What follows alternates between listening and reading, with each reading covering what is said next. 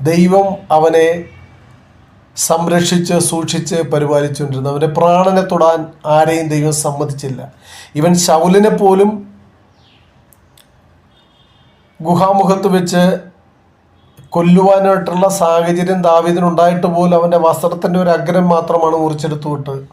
അതൊരു സാക്ഷ്യത്തിന് വേണ്ടിയിട്ട് മാത്രമാണ്. ദൈവം യഹോവ നിന്നെ എൻ്റെ കയ്യിൽ ഏൽപ്പിച്ചിട്ടും ഞാൻ നിനക്കൊരു ദോഷവും ചെയ്തിട്ടില്ല. ശൗലേ രാജാവേ, ഞാൻ നിനക്ക് ദൈവത്തിൻ്റെ അഭിഷിക്തനെ തുടരുതെന്നുണ്ട്, അതുകൊണ്ട് ഞാൻ ഒന്നും ചെയ്തിട്ടില്ല, നിനക്ക് വിരോധമായിട്ട് ഒന്നും ചെയ്തിട്ടില്ല, അതുകൊണ്ട് ഞാൻ കുറ്റക്കാരനല്ല എന്ന് പല ആവർത്തി തെളിയിച്ചിട്ടും അത് മനസ്സിലാക്കിയിട്ടും വീണ്ടും ശൗൽ ദാവീദിനെ കൊല്ലുവാൻ പല പദ്ധതികളും തയ്യാറാക്കി. അങ്ങനെ തൻ്റെ ജീവിതത്തിൻ്റെ ഭൂരിഭാഗം സമയങ്ങളിലും ദൈവത്തിൻ്റെ ആത്മാവിൻ്റെ അഭിഷേകം